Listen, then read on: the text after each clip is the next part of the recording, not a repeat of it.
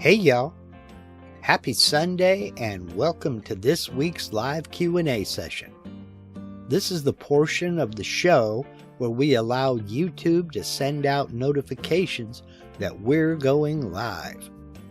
If you're watching this live Q&A on replay, please scrub ahead until this graphic disappears and the actual show begins. If you're watching live and you have any comments or questions, please go ahead and put them in the live chat. But for now, grab a beverage, sit back, and relax while the countdown timer does its thing. Then we'll get started.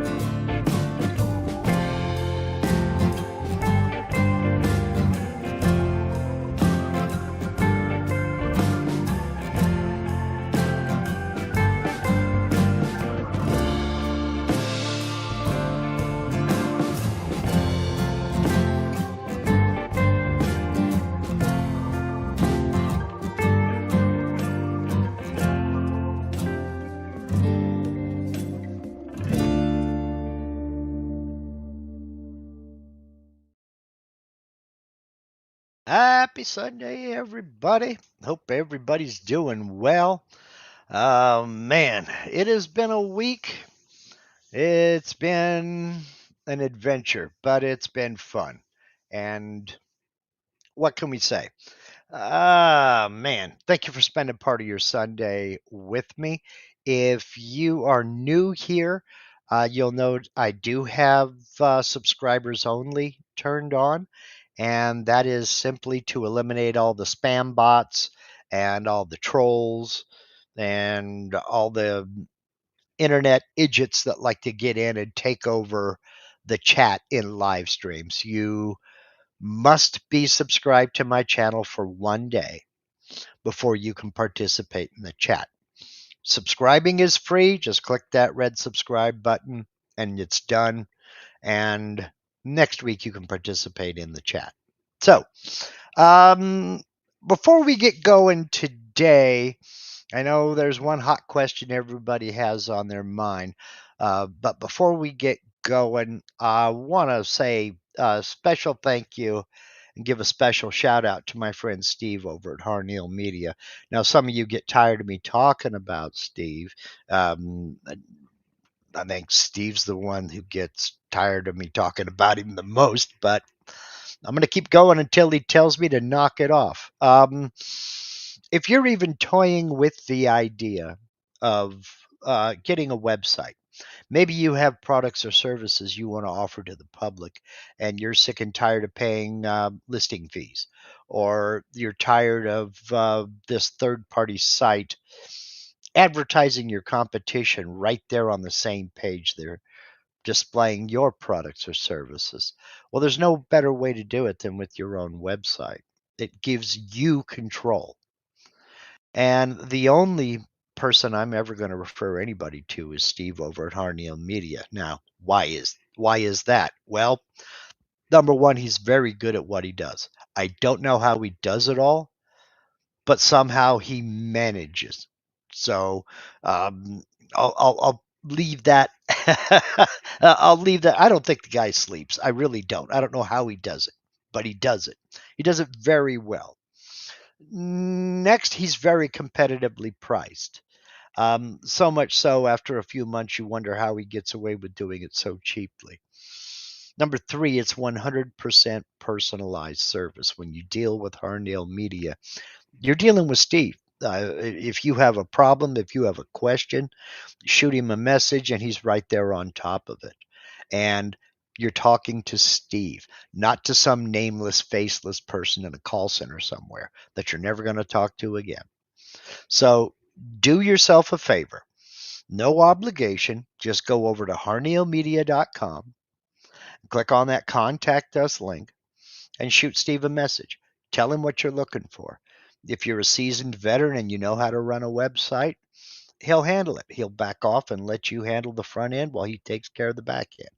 If you're like me and you have no clue what you're doing with a website, he'll take care of that as well. So you owe it to yourself. If you're going to invest in a website for your business, you owe it to yourself to go with the best. Go with Harneal Media. You will find a link to Harneal Media in every live stream and in every video on this channel, and it's that way for a reason. So that's harnealmedia.com, link in the description. Thank you, Steve, for everything you do. I appreciate you more than you'll ever know. So let's get into a little bit of behind the scenes. Some of you folks know, maybe some of you don't. Last week there was no live stream because last Monday my wife went in for back surgery. For those interested in the numbers or the specifics, she had the vertebra L4, L5, and S1 fused. And that is major surgery. She went in Monday. The surgeon said that the surgery went perfectly, his words, and that she is doing very, very well. She was allowed to come home Tuesday and had a rough first couple of days, settling in, getting used to everything, and the limitations put on her back. She's not allowed to bend or twist her spine. And that it took a little bit of training and getting used to things. Now, as part of her recovery, doctor told her he didn't want her sitting or laying around. She needed to get up every hour or so and move around for 4 or 5 minutes. So I got her one of those walkers that have the fixed wheels on the back and the steerable wheels up front. And that. She took to that like, like pancakes to syrup. I mean, the first couple of days, she couldn't stand or sit without my help. By day 3, she was getting much, much better. I would say, see, she had the surgery Monday, came home Tuesday.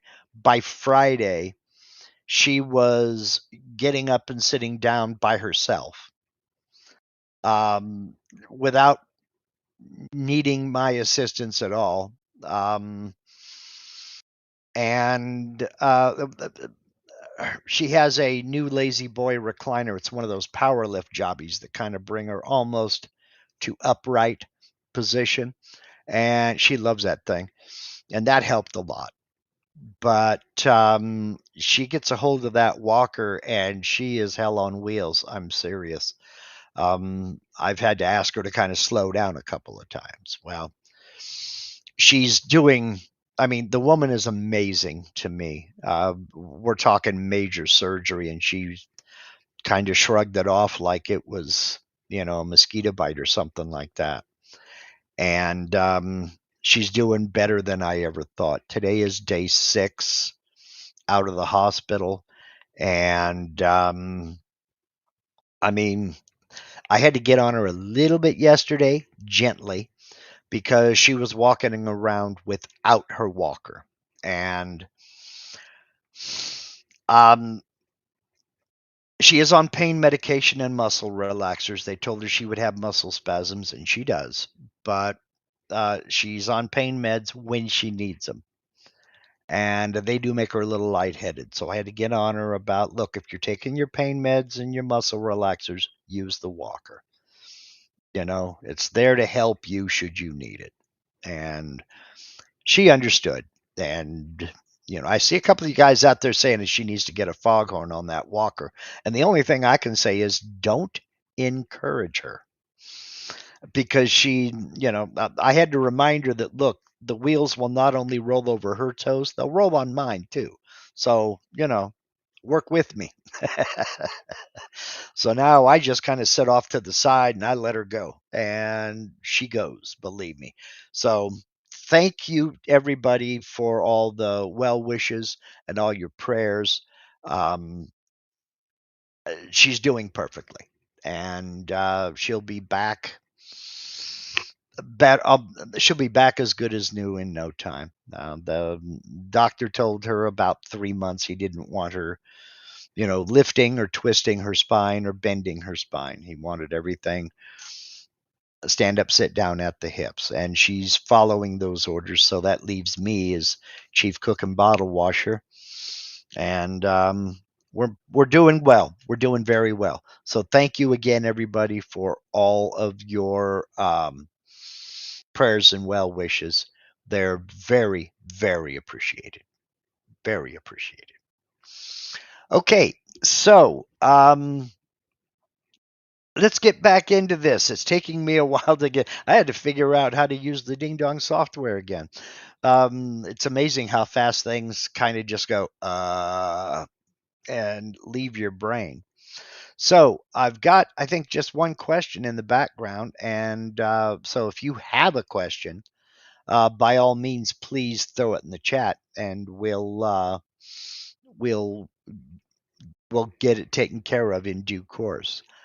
Um, First one comes from Jim Brown, and Jim Brown's asking, how do I put the save, undo, and redo in the file operations in Aspire 12.505? Okay, and what Jim is talking about is, let's bring that up. Hello. All right. What Jim is talking about is right up here under File Operations. There used to be icons for undo, redo, and a couple of other operations. Well, they decided starting in version 12.0 that they were going to remove those because most people use keyboard shortcuts. And they were immediately hit with backlash. So one of their first patches, one of their first updates, they brought them back. And you can find them by going into your options. So go up here to the edit menu and then come all the way down here to options. That'll open up the options menu. Now, it would behoove everybody, I think, to just go into options and spend a little bit of time reading what these things are and seeing what they do. If you make changes, do know that you will have to hit apply, then OK. I would recommend that you make one change at a time. And if you don't like that change, go back and change it back to what it was. But do them one at a time. That way you don't get things so hooked up you can't use the software. So we go into operations over here, and we're going to scroll down till we get to general settings. Okay. It's down towards the bottom. Then what we'll do is come down here to show additional file operations. Now, over here, most of these are drop-down menus. So you see no is selected. Click on it, then we got the arrow that pops up. We can change that to yes. Now, the minute I click apply, here come those icons right there. So that's how you bring them back. It's under general settings, show additional file operations. Now click apply and click OK to close the options menu, and that brings them back. We now have create a new empty file, save the current file, undo, and redo. Now that bumps everything down one row. So if you have a lot of icons, if you're in Aspire, for instance, and it works identically in Aspire, if you have all these modeling tools, it will bump job dimensions out of this pane over here. So do know that. But to get rid of it or to go back, we go back into the edit menu, go down to options, and come back down to general settings and show the additional file operations. I don't need that, so I'm going to go ahead and click no, because I tend to use either the keyboard shortcuts or the menu. So I'll click apply, and boom, there we are. While I'm right here, some folks have asked me how I brought this blue appearance back instead of the natural gray, that the default gray rather. That is in the same area, general settings, come down here to theme. You notice mine says blue. Well, again, that's a drop-down menu. You can have the default gray. So click on default, apply, and now I've gone back to the default gray. Or come back over here and go to the blue theme, click apply, and there makes the change. Okay, so that I would suggest that you get into the options here and again play around. Some of these, not all of them, but most of them are drop down menus, and you can, like, for instance, this is not a drop down menu, your recent font list size. When you go into the text tool, um, it will show you the most recent, in my case, the most recent 5 fonts that I have used. Well, I can change that. I can change that to 10 and click apply. Now the 10 most recently used fonts will appear at the top of the list when I go into the text tool and open those fonts. Now, it won't take immediate effect. It will list the last 5 because that's what it used to be set to. And then as I use another font, it'll add to that top list. So, 8 Center says, is there a way to not auto jump into the 3D view screen after hitting calculate on a toolpath hiding somewhere in there? Let's go up and let's see. Toolpath settings. Show toolpath operations within preview. Auto open 3D view is set to yes. And we'll click over here and we'll change that to no. So now, when I calculate a toolpath, it won't auto open the 3D view. So there's the answer to your question. Yes, you can change it. And again, that's what I say.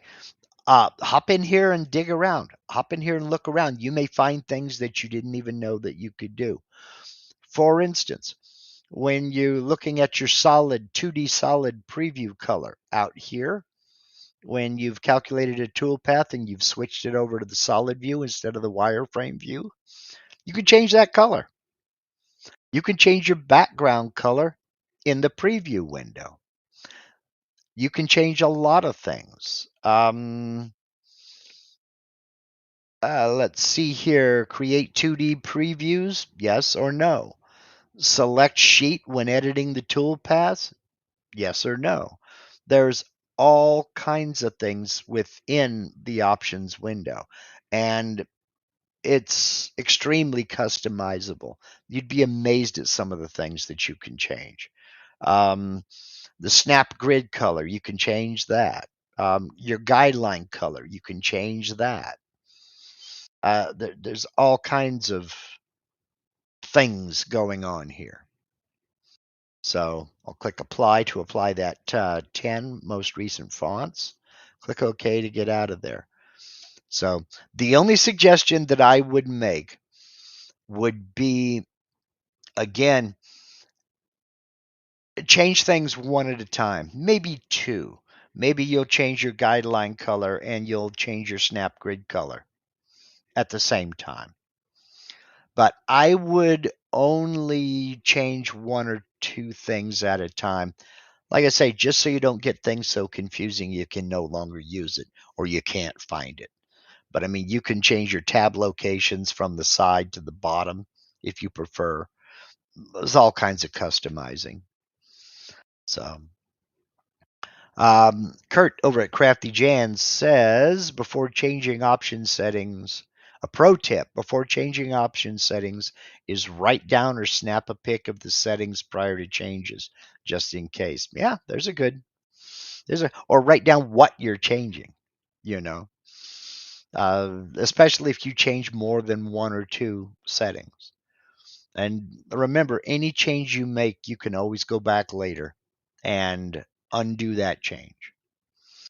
You know, if you get so messed up you don't know what's going on, you can go back and change everything back to what it was. So in most cases, that would be just default. So on a related note, let me go back over here. On a related note, and again, I'm in VCarve Pro, but this is identical for Aspire. We go over here and we turn on preview. There's our material here. I have a video out. I will link it, and I'm writing myself a note that I did a video, it's been a couple of years back, where you can change this background for a preview image. When you get your tool paths calculated and you're previewing the project, you can actually change this background image. In the video, I created a 3D barn star that I painted white. And I did that by using toolpath color, material colors, things of that nature to make it white. And then for this background, I used a picture of the back of my house. And after previewing and removing all of the waste material, I was able to size and place that barn star on the back of my house where I want to hang one, and then save the preview image. So I had a preview of that project actually sitting on the back of my house. So if you have a photo, for instance, of a brick fireplace with a nice mantle, and you've made something to hang on that brick fireplace, you could actually put a photo of that brick fireplace in as your preview background, and then place that completed project right there and save a preview photo of it. That comes in real handy when you are talking about sending pictures or proof pictures to clients to make sure that you're all on the same page. And folks identify with the project even more when you can show it placed in their home. People love that kind of thing. So, Steve being right on top of everything, of course, uh, just put a link to that change your custom background photo. He just put a link to that video out here in the chat. And again, I will put a link to that video down in the description as soon as no, I won't put it in the description. I'll put it in a pinned comment at the top of the comment section. So it'll always stay right there. Easier to find that way. Now, Larry is asking, is it okay to change the scale factor? Now, I'm going to make an assumption, Larry. Correct me if I'm wrong, okay? When you're talking about the scale factor, let me bring this back up over here, and we're going to close my preview.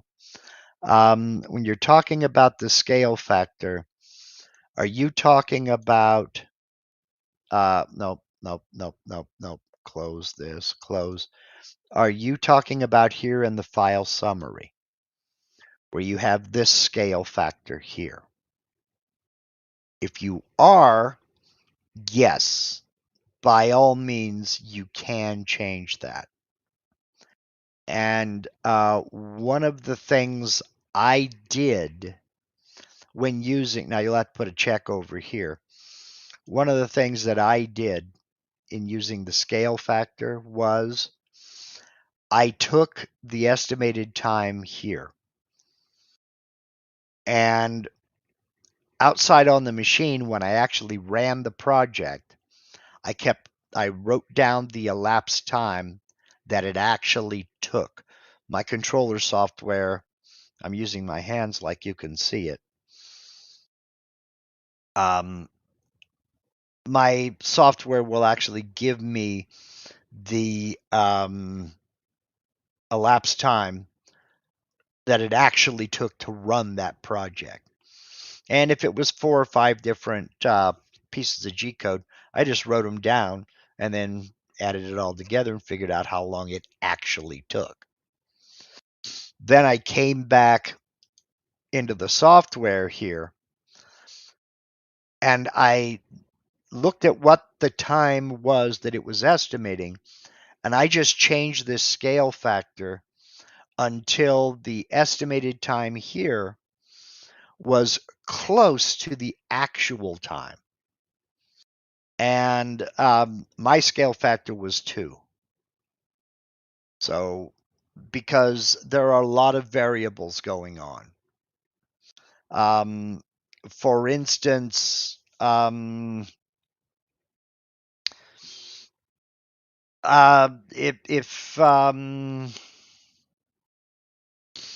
see, I'm trying to think of one of okay.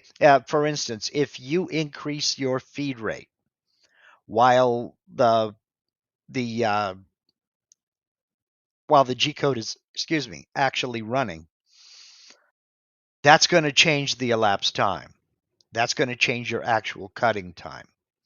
So that being a factor at play, you may adjust that scale factor a little bit, but then again, you may not, because using the scale factor here does not take into account adjusting feed rates on the fly. It also doesn't take into account your machine acceleration, meaning how fast, if you're running 100 inches per minute, how fast does your machine go from a dead stop to 100 inches per minute? Now, most folks,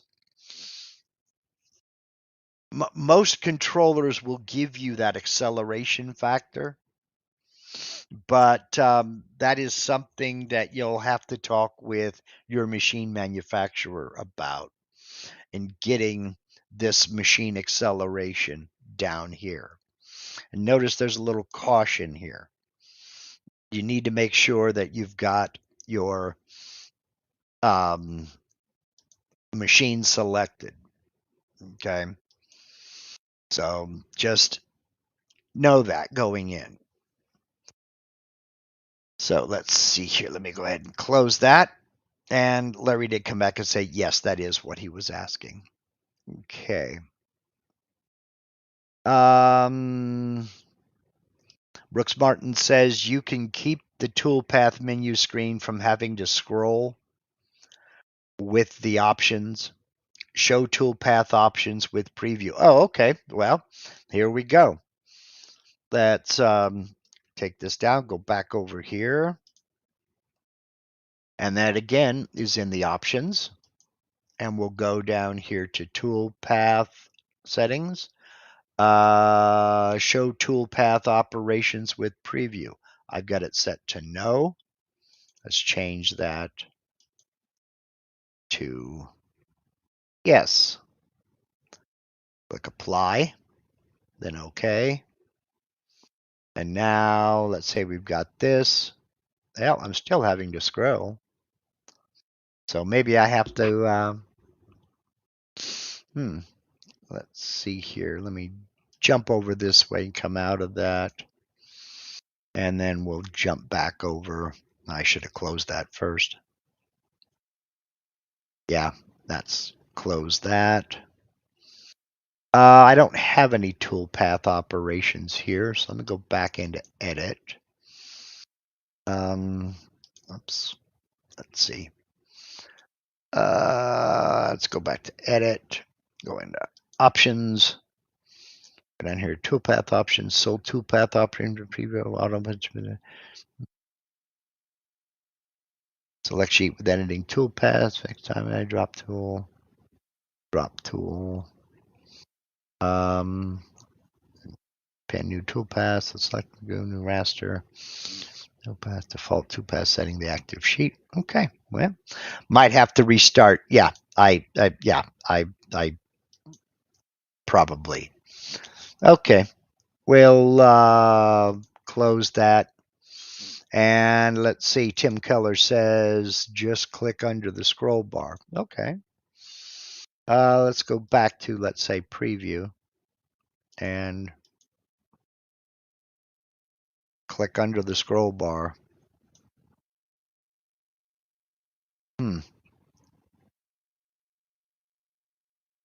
Nope, I'm not seeing it. Well, I don't have any toolpaths created yet anyway. Thought maybe this might have been. Now, why is that saying that? Oh, show toolpath operations with. All right. Hello. Edit options. I'm going to go back to show toolpath operations with preview. I'm going to go back to no. That'll remove those. Apply. Okay. Might have to restart. Let's see. Let's close this. Close. All right. Back to the 2D view. I'll go ahead and close. Nope. Don't want to save it. Now let's go back and open up vcarve. And we'll create a new file. I'm just going to accept whatever's here. I don't really care. Go back over. And now toolpath operations is gone. However, I still have to scroll in this window. Let's go down here. I have to scroll in this window too, and that's normal. I always did. So nothing has changed there. All right. Now, there is something else to think about, and this is not something that they have ever made public, and I don't know why. That is, most of these panels can be undocked, meaning I can grab something. Well, it used to be this way. Maybe they've changed it. Used to be I could, can't do it anymore.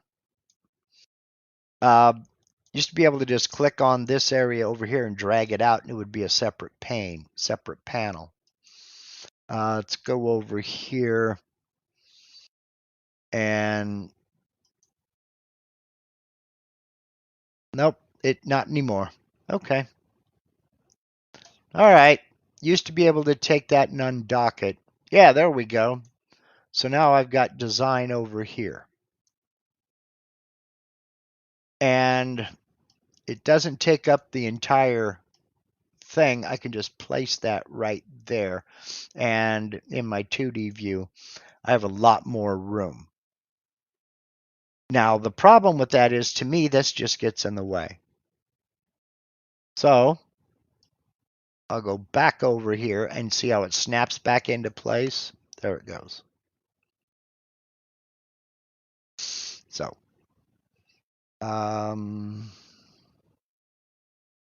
oh, I see what you're saying. Click under the gray skull on the right. Yes, and it'll take it to the bottom. Yes, I see what you're saying, Tim. Yeah. Okay. Let's go back up here because I think I missed a couple of questions. Let's see here. I think I missed a couple. Come on. Scroll up. Scroll up. Okay. I like share for that kind of thing. Instead of hitting print screen, then having to open an image viewer somewhere. Oh, ShareX sets up a hotkey to autosave that allows custom box sizes. Yeah. I've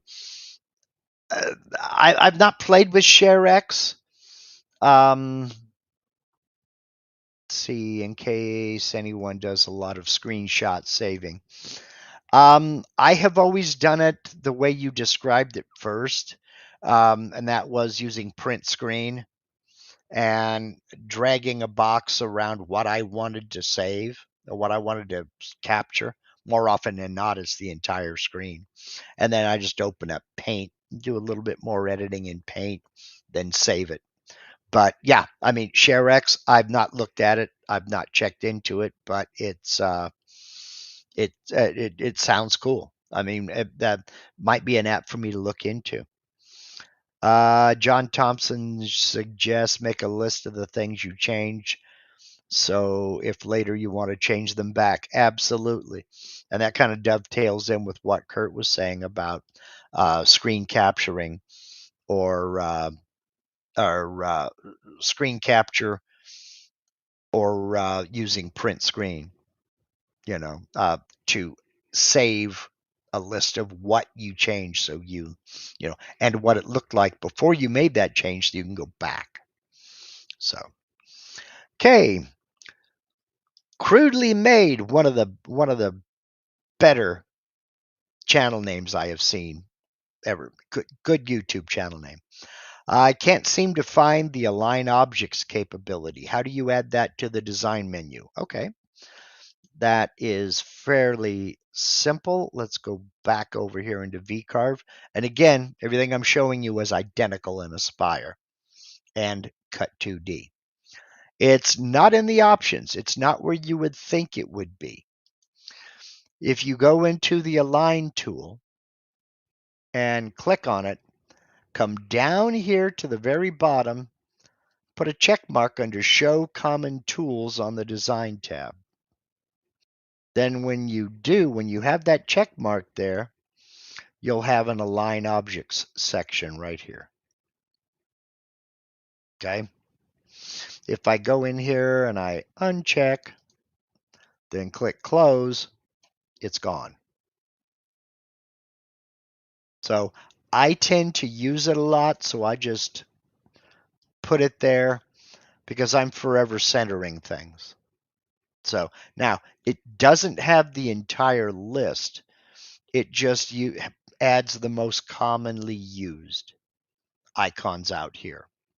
So you will find yourself going back in here for certain things, for instance. So, good question. Thank you for that. Keep those kind of questions coming. The software is just about, I won't say infinitely customizable, but they are making it a heck of a lot more user friendly. So, all right. Are there any other questions? Man, we've only been on for, well, not quite 45 minutes, and it's kind of slow. So if you got questions, I'll do my best to answer it. If not, we'll just go ahead and call this one good. Ease into the weekly live Q&As a little bit more gradually. So I'll give that a couple of minutes to percolate through here. And I'll use that time to give you the grand update on the shingles battle. It still rages. I'm having to play around and adjust my pain meds because I can't drive while I'm on those pain meds. And somebody has to drive to go to the somebody has to drive to be able to go to the grocery store and things of that nature. But I'm here to tell you, this shingles thing, I really honestly thought that it was like an annoying rash that was painful for about 10 days. And I'm here to tell you, I'm learning the hard way. That is far from the truth. You're looking at a minimum of about 6 months. So do yourself a favor. Don't find out the hard way. If you're over 50 and you have had chicken pox, the virus that causes shingles is inside your body right now. Get the shingles vaccine. No, I'm not being paid by some pharmaceutical company. Get the vaccine. Believe me, you don't want this. This is not something you want. Trust me on this. You do not want this. Okay, Michael Koenig wants to know, how do I make the toolpath start where I want it? Well, let's get over here and let's play with that a wee bit. And let's just do something goofy like no, let's close that. Don't want to create a rectangle. I'm going to make a 5-pointed star and bring it over here. And remember, always trust your car to the man that wears the star. Put it right in the middle of my material. So, shaboom. Most insurance covers it, Wendell. Most insurance cover. David Hittenberger wants to know, do you answer emails that contain a question? If not, how do I ask questions? Yes, I do, David. The problem being, and this is not an excuse, it's just a fact of life. The problem being is I get a lot of emails and it takes me a while to get through all of them. And the last couple of weeks have been kind of frantic with getting her ready for surgery, getting her in surgery, and getting her out of surgery. So if you have sent me, I think you did send me an email with a question, and I apologize it's taking so long. I will try to get to that this afternoon. Okay, if not this afternoon, tomorrow morning. And I'm sorry, but I appreciate your patience. Okay. Um, let's see here. What were we doing? We were going to toolpaths. And I'm just going to do something simple. I'm not going to V-carve this out. I'm going to, let's just do a profile toolpath. And I'm going to cut it to a depth of 0.1 with a, let's go with a 60-degree V-bit. And we'll select that. And we're going to cut on the vector. And that's all I'm going to do. I'm not going to make any other changes, not going to do anything. And we'll calculate the tool path. Now, right here we see that this tool path is going to cut starting here at my XY 0 point. It's going to come up here to this point right here and start. Okay? Let's jump over to the 2D view and take a look at that. That's where it's going to come over and start carving, and it's going to start carving in this direction. You'll notice that green point there. The green point is the start point in the vector. So let me shut off that toolpath, undraw it, and we're going to, with it selected, back out a little bit. I'm going to go into node editing by tapping the letter N on my keyboard. Boink. Oh, I'm within the preview window. It won't let me do anything. It just made noise. All right, there we go. And again, tap the letter N. Now, odd, isn't it? Because all of a sudden, start point's over here. But it wants to start over there. Let's play around a little bit. I'm going to put my cursor right here. I'm going to right click. I'm going to make that the start point. Now let's see if that changes the toolpath. So I'll tap the letter N, come out of node editing, and I'm going to recalculate the toolpath. Okay. It's still going to start right here. Why is that? Let's go back into the profile toolpath. Oops, close it. Let's go back into this profile toolpath we've already created. Come down here, and we have the Start At tab. All right. Start At. I've got optimized start points selected. All right. I can optimize the start points, meaning it's going to take the shortest route and then start carving. But if I keep the current start points, see how that changed over here? That's suddenly green. And I calculate. Now it's going to start right there. Close the preview window. Let's go back into that. Start At. I can move the start point to the closest selection point on the vector bounding box. Now, vector bounding box. It's not going to worry about this star shape. The star shape, again, has a bounding box, which is an imaginary rectangle around it. And you can adjust where it's going to start within that bounding box. So if I put the start point down here, then calculate, it's now moved down into that portion of the bounding box. So where your bit's going to start within, where your start point's going to be on that vector, you have control over that. So I generally leave it to optimize start points. However, you can change it. Just know that. Okay. And we'll click calculate. And it went back and it optimized it to that position.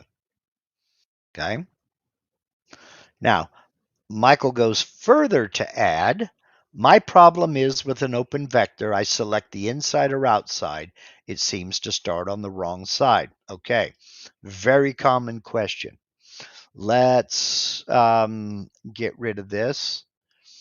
I'm going to go back over to the 2D view, shoot back up. Well, Mark forgot to undraw. Boink. There we go.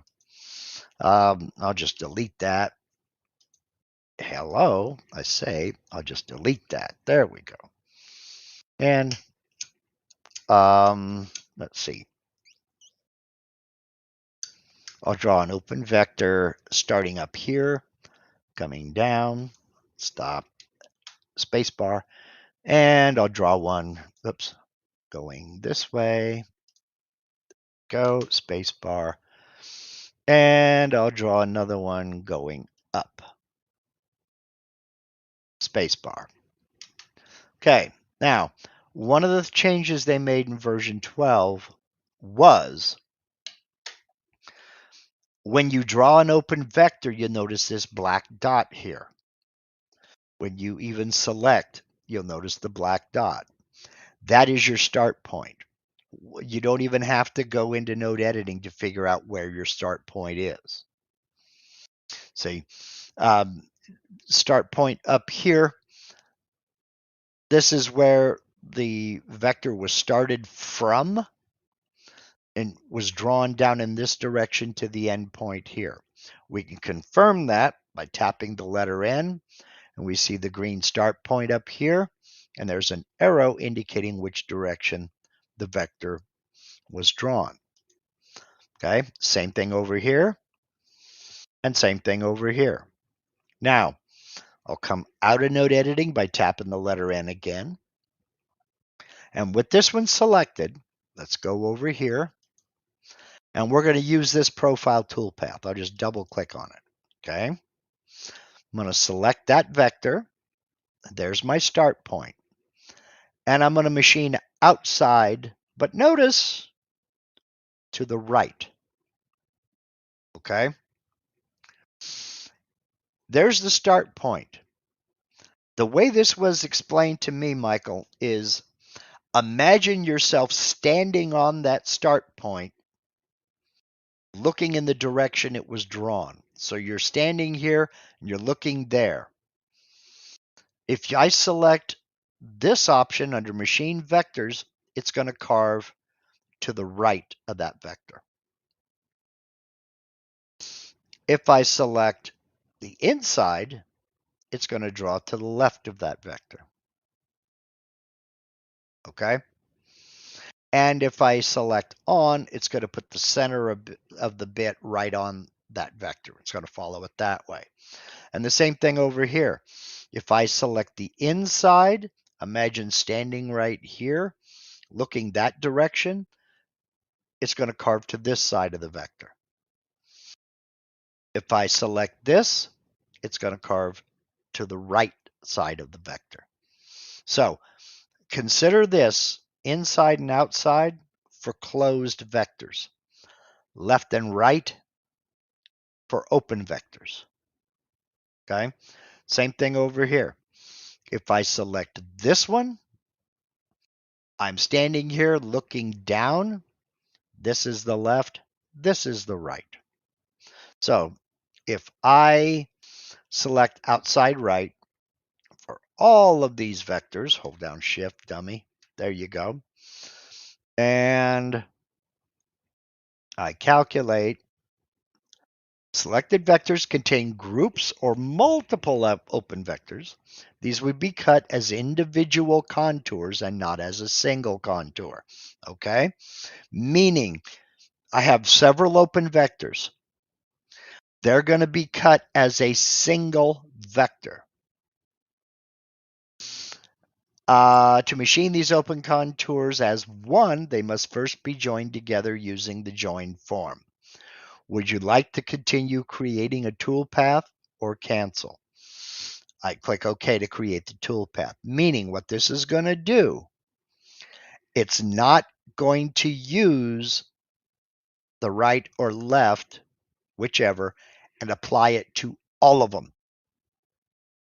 It's going to, well, yes, it is going to apply it to all of them. Okay, let's go. And now we'll take a look. What I mean by take a look is we're going to go into the 2D view and we see the vectors in wireframe. Now, earlier I was talking about wireframe versus solid and how you could change that color. This is what I mean. We can come up here to this icon right there. Toggle the 2D drawing toolpath style, wireframe or solid. Right now we're looking at it in wireframe. We're going to look at it in solid now. This is the color you can change. This is going to show exactly where that tool is going to run. So if we look at this one, for example, it's cutting to the right of the vector. If we look at this one, it's cutting to the right of the vector. If we look at this one, it's cutting to the right of the vector. So now if we close the preview tab, close, double click, go to the left side and calculate it, we get the same thing again. Okay. And now 2D view, solid. Now it's cutting to the left of the vector.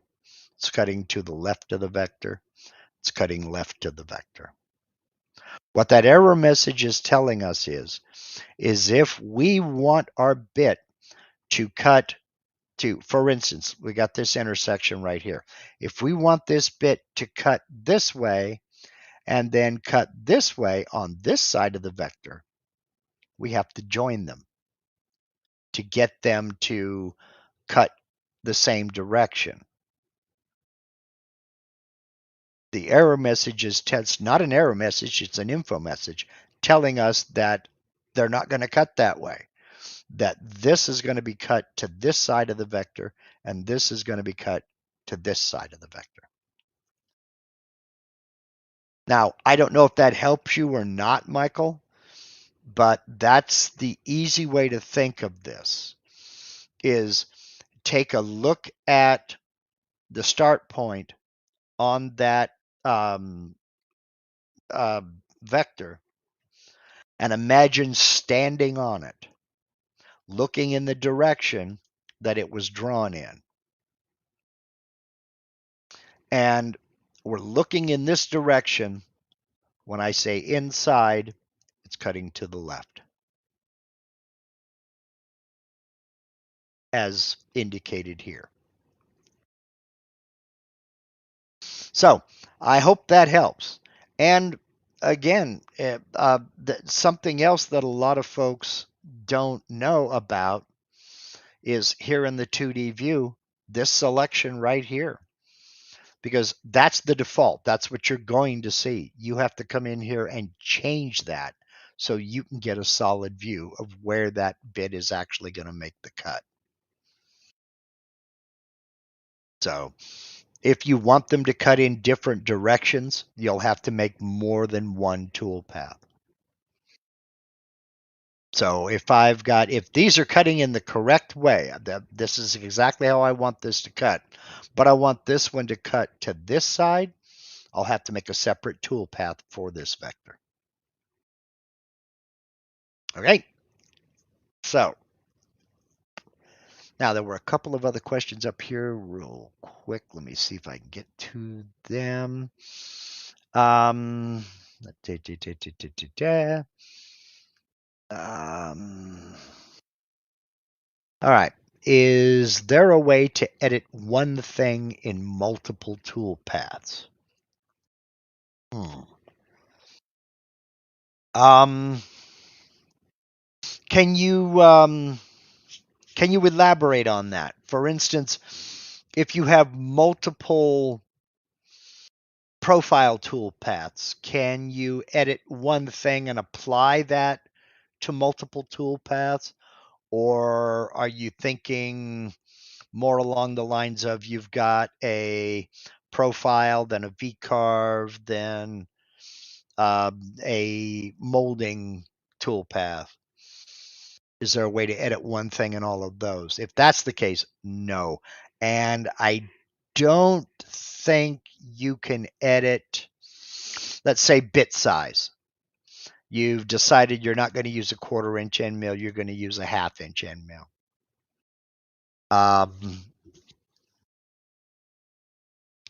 Um, it's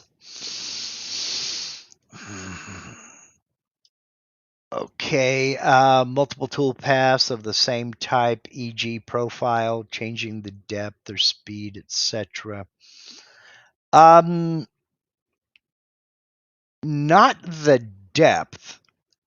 Well, if you mean past depth, you can change that by going into the tool database and making a change. So if you've got 3 profile tool paths and they're all cutting at a certain speed and you want to increase that speed, you can go into your tool database and let's say 1/4 inch end mill. You can change the feed rate on that bit, or you can change the pass depth on that bit. Then click apply, then OK, then recalculate the tool paths, and it will apply that change.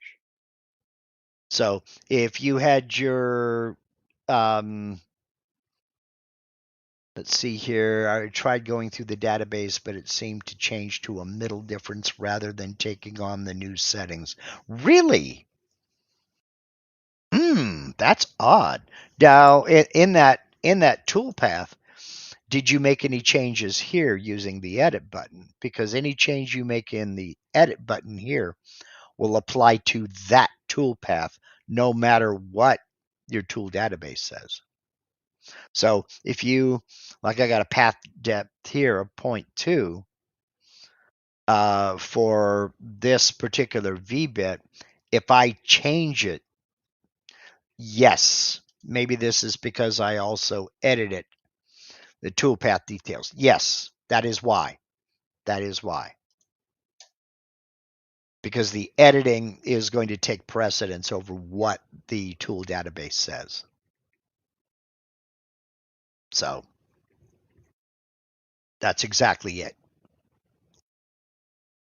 So let's see here. Can you change the start point on just one vector? If it's yeah, let's say you're trying to, okay, let's go back to this example here. You want to change the start point on just this vector. You would have to do a separate toolpath for this vector. But yeah, you can change the start point. Well, no, you wouldn't need to do that. I'm sorry. I'm sorry, Jim. I misunderstood. You've got your toolpath calculated. Let me close this. And I'm going to undraw it. You can go in and go into node editing, and you can right click, make that the start point. So you've just changed the start point on that one vector. And then go into your profile toolpath and recalculate it because you did make a change. Calculate, and we get that info panel again. come over here, and now we can see that it has changed to which side it's going to cut on. So yes, you can certainly change the start point on an open vector or a closed vector. You just have to recalculate the toolpath when you're finished. So Michael Koenig further goes into maybe, but if I try a half circle out of the bottom of the board, it just seems to start on the left or right, just always on the wrong side. Well, again, go back to it and do the calculate the toolpath. You don't have to preview it. Calculate the toolpath, come back into the 2D view and look at the solid view. And if it's on the wrong side, come back into that toolpath and change it. So, and if necessary, you may have to calculate separate toolpaths if you're using multiple vectors.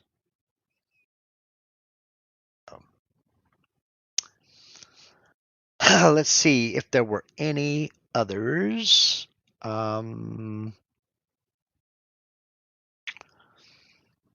Okay. Nope, I don't see them. Don't see them at all. Okay. Don't see any more questions. And we've been on for about an hour, so I'm going to go ahead and wrap this one up. Next week, I really have no idea what I'm going to do. It's going to depend on everything going on in the background here, plus this. I'm getting a little bit better control of my right hand, but not much. Okay, just a question on MDF. Go for it. Feel free. Yeah, it is getting better. It's not perfect, but what can I say? It is a nerve thing. So I'm not going to make any promises. Plus, I got a lot of stuff going on in the background here.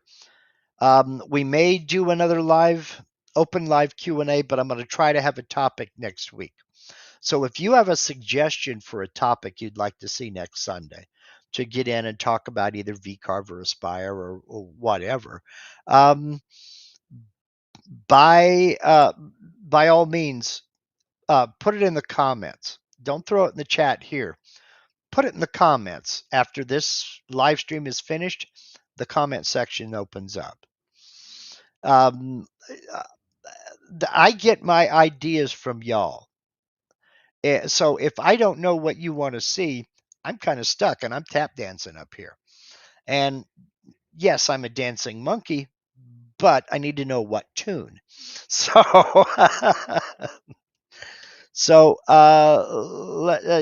by all means, give me your suggestions on what you want to see. Okay, 8 Center says, I was getting basically a cotton wool of threads on upcutting profiles today. Just couldn't for the life of me find the right balance of feed speeds, etc.